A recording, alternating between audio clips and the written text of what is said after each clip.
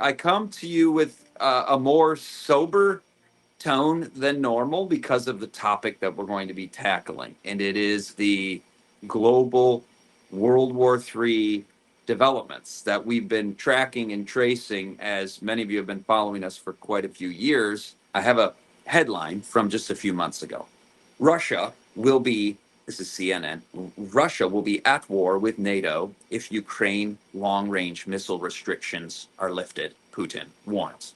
So, this is something that we've been looking at for a few months, saying if there are missile strikes deep into Russia from Ukraine, then that would put Russia in a state of war with NATO, not just with Ukraine, North Atlantic Treaty Alliance, with the West, the United States, and Britain, and so on. That, as you know, happened about a week ago, where the missiles from the United States and then from Britain were fired into Russia. So those who are kind of clued in, follow these current events, we're going, whoa, this is big. Because this now means that, according to Putin's words, we are in a state of war, which I think kind of everybody already really knew anyway. It's kind of, the pretenses of this being Ukraine versus Russia. I think, most people are clued into the fact that it's a proxy war situation where the United States is not only providing the munitions, but now giving the green light to use those long range missiles. And then, of course, next headline, the German chancellor said, we're going to refrain from participating in that.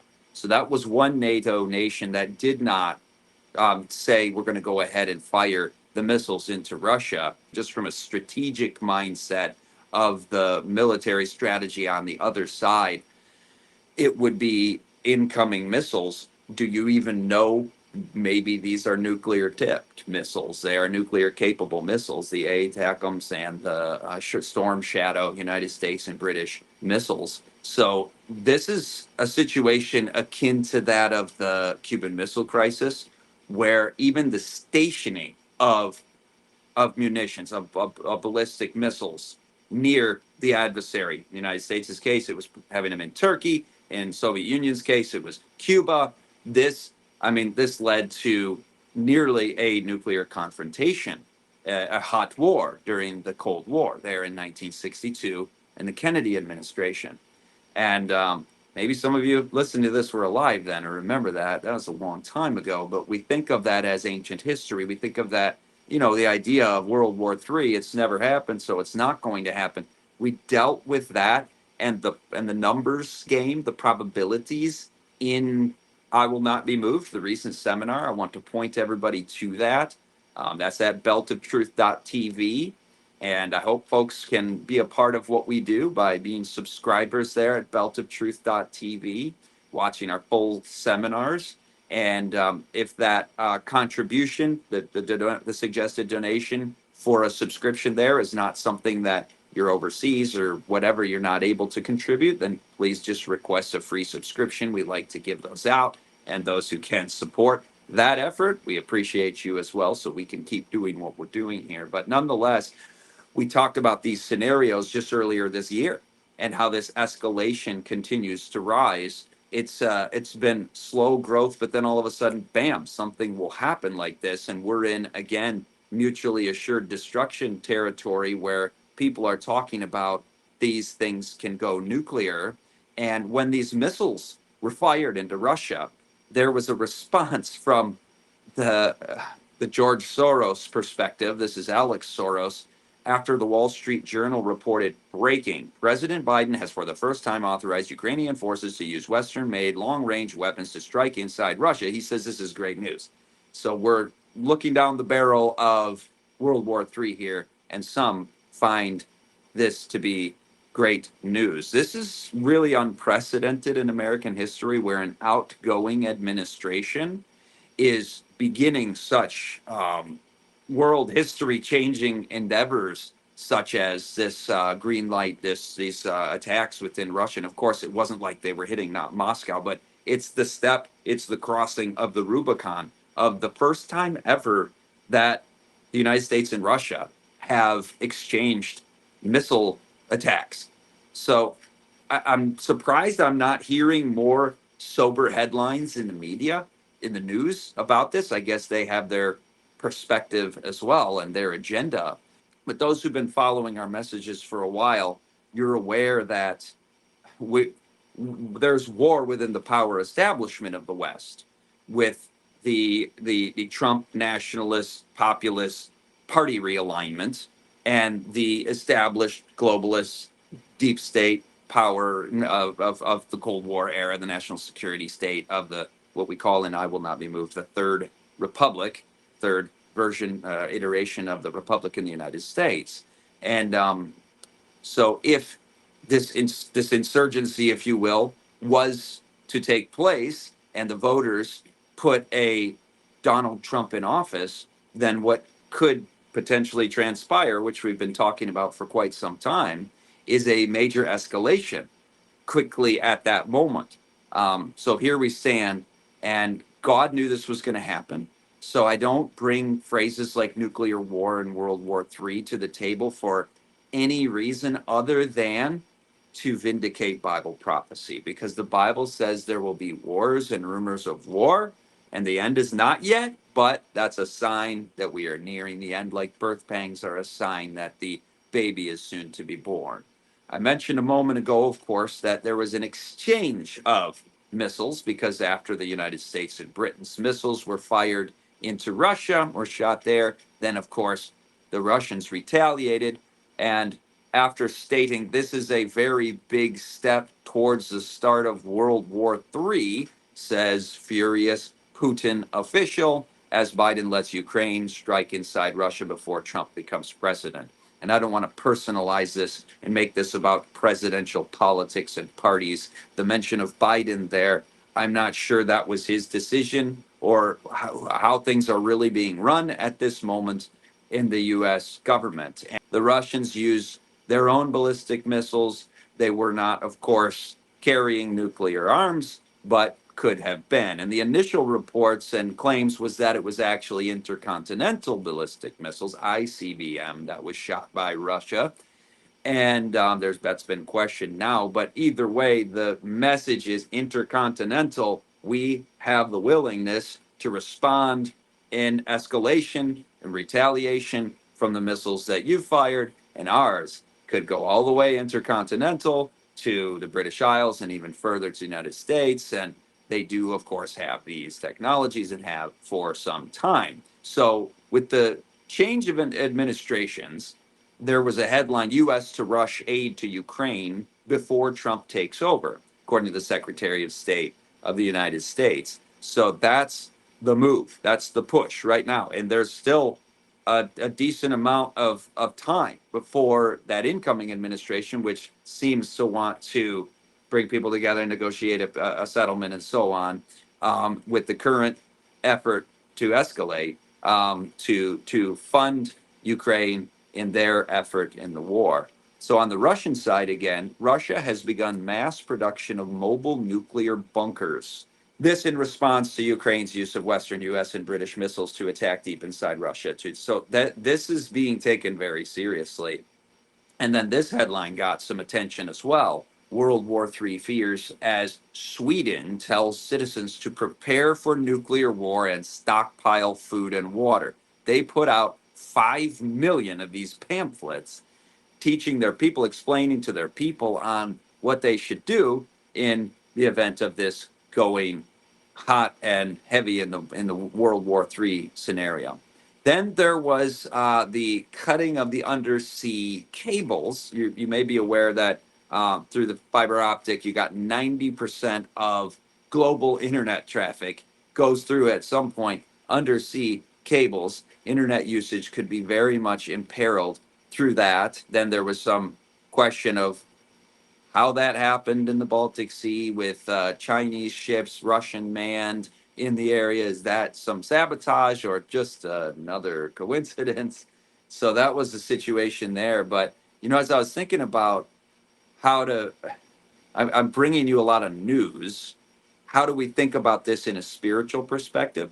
We could go into, prepper mode and like the pamphlets would explain. And there's nothing wrong with practical practical skills and preparations. But I think the ultimate preparation, somebody emailed me and said, in light of world events, Brother Scott, what do we do? And I said, our marching orders haven't changed one bit. Know Jesus Christ, know the Father, and Jesus Christ whom he has sent. This is eternal life. And abide in him, win souls with greater urgency, and follow all of the light and counsel that we've been given. I've had the privilege recently to record, and these are going to be coming out on this channel. I hope you subscribe to this channel and actually subscribe to the emails, because people don't get the notifications on our YouTube, but we'll send you an email. Email me, scottritsema@gmail.com, and I will put you on the list to receive the notifications for the videos we're putting out, like the 13 chapters of Steps to Christ. That's the be still and know that he is God moment in the midst of all of this news barrage that, if we allow it to, the devil will exploit to induce a state of fear within our mind. And then the amygdala of the brain is activated and we're in anxious, fearful mode, instead of the opposite, which is the frontal lobe. Come now, let us reason together. God has not given us a spirit of fear, but he's given us a sound mind. He's given us love. And that's where we find power in Christ. So in these, I actually only recorded 12 chapters of Steps to Christ, because previously, it's already on this channel. It's in the tab, in the playlist tab. You'll find a playlist called, I think, Inspiration or something like that, or Inspired Writing, something like that. And we've got the first chapter up there from months ago. And I said, it's time to record them all. And as I was recording these chapters, I was just like, this is the best book. This is the perfect book. I want to record this every month, just in a new place, just so I can read it, and read it with the true pathos, the true intensity of value and emotive expression that is appropriate to each paragraph, each page of that precious, precious book. And it's wise counsel. It is knowledge, and the depth of the love of God for us is just unparalleled. It's beyond our comprehension. So what you need to do right now is just read Steps to Christ, and then read it again, and then read it again. And, it's the best. And of course, we've got end time, last day events, great compilation. We've got Maranatha, great compilation. The book, if you've never read it, For the Times in Which We Live Now, is The Great Controversy. Read that book. All these are great books. But I wanted to explain, when somebody asked me, what do we do, Brother Ritsema, in light of the fact that world events are transpiring with such intensity? We stay on track with what we have already been told to do. And if we haven't been doing that, do that. Just enjoy the Lord and the peace that he gives, and get busy spreading the three angels' messages, which what we are about here. If you're like, what does this guy mean about three angels' messages? Go to the playlist on this YouTube that's called the 14-part prophecy series, most important playlist. Watch that. So what's happened since then, the last few days, about 6 days ago or so, Putin lowers threshold 8 days ago for using nuclear weapons in updated doctrine, sparking escalation concerns. So basically, your stated nuclear doctrine as your military strategy is, okay, these are the circumstances under which we would feel justified in using, again, we're talking about nuclear weapons. And basically, the Russians said, we will feel free to use them when we're threatened in any one of an array of options, of ways that could threaten us. So it's a very open-ended nuclear doctrine, not dissimilar to that of the United States, which has not ruled out even nuclear first use. So the verbiage, the war of words, is intensifying. And I remember back to when I was in, some of you have heard this before, it's worth retelling. I got my undergrad in U.S. history. I was a U.S. history teacher, political science, economics, and then got my master's. I ended up in history, political science, economics. But I started in a master's program in national security studies. And the introductory level class of that, they had you read Machiavelli, The Prince, which is basically where you surrender your conscience to take upon you the responsibilities of the ruling hierarchy, the ruling power, and enter into the noble lie and end justifies the means philosophy. And I'm sitting there listening to this going, are they serious? And so I just hightailed it on out of that program faster than you could say, get out of here, because that's what I wanted to do. I didn't want to be a part of that. And I thought, this is the national security elites that are being groomed here in this master's program, who will go from here to serve in administrations of both parties and CIA and DOD. And anyway, I moved over to social science. And that's a whole bunch of stories right there, too. But I ended up in the 600 level class of the National Security Studies program later on, just for a political science course. And so I'm seeing all the people I started that program with, the ones that lasted, and they're having conversations at that level about how to actually engage in, fight, and win a nuclear war. And I'm like, nobody wins a nuclear war. I mean, this is devastation beyond what we could ever describe throughout human history. And they would discuss, you hear these kind of phrases, tactical nukes and limited nuclear war. And that is reckless. That is something that I just want to pray that the devil would be held back and the winds of strife would be held back, because the rulers of this world are coming to nothing. And we know that Jesus will overthrow, and all of this and establish his kingdom. But how much havoc the devil brings to this world in the meantime is gut wrenching and heart wrenching to God, not to mention to the victims. And our infinitely empathetic and loving God feels the pain of every soul in Ukraine, in Russia, and as this perhaps expands. Same thing in the Middle East, although there's been a ceasefire there. So there's some good news. Birth pangs come and go. They intensify, then they pull back. They intensify, then they pull back, like waves that come in and come out, and they grow over time. But the tactical nukes are 50 times more powerful than what was dropped on Hiroshima and Nagasaki in 1945. So keep in mind that if we're opening that box, that Pandora's box of nuclear war, that's what that could look like.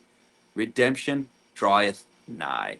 That's what I always say, right? That's my verse when we talk about current events, because people's hearts fail them for fear. But Jesus says, while the world's hearts are failing them for fear when they see these signs happening, we can lift up our heads, for our redemption draweth nigh. You guys want to hear about the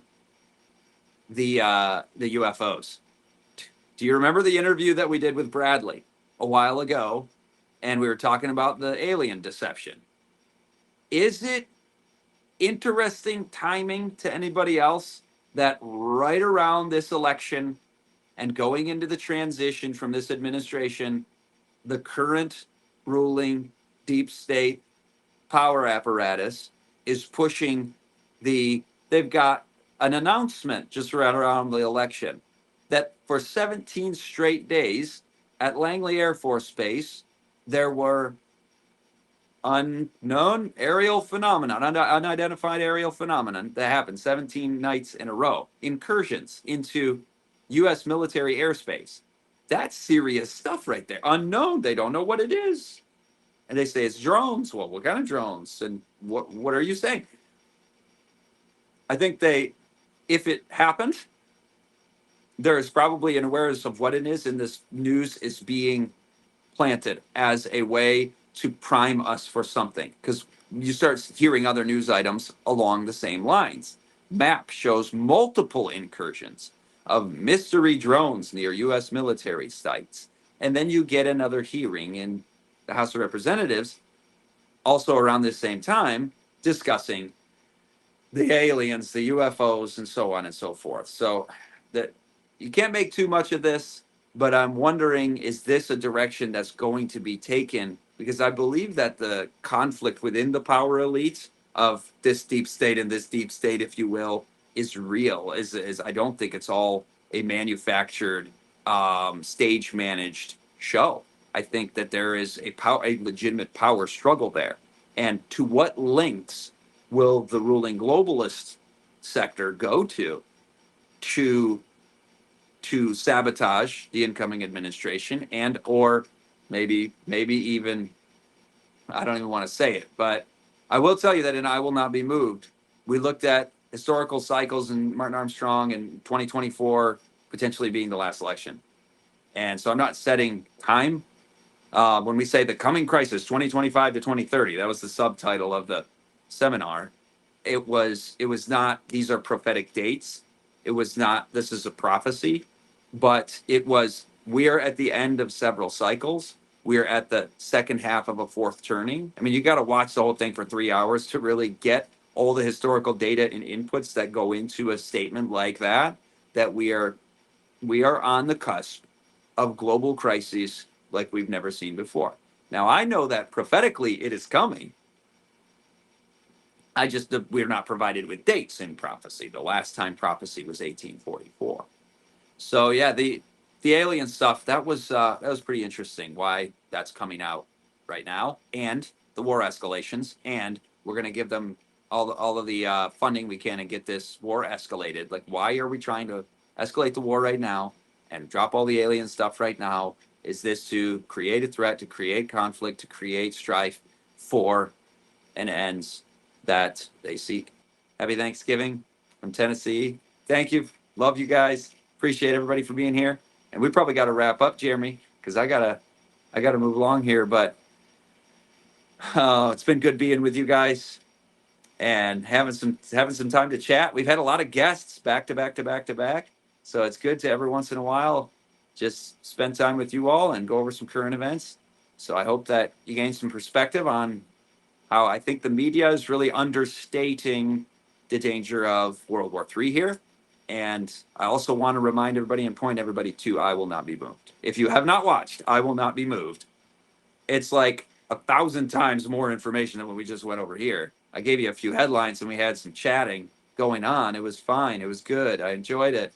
But you want the real download of the ultimate content on what's coming, what's here, and what's coming in the cycles and in the announcement of the power elite themselves. More on the potential coming alien deception. All of that is in the I Will Not Be Moved seminar at beltoftruth.tv.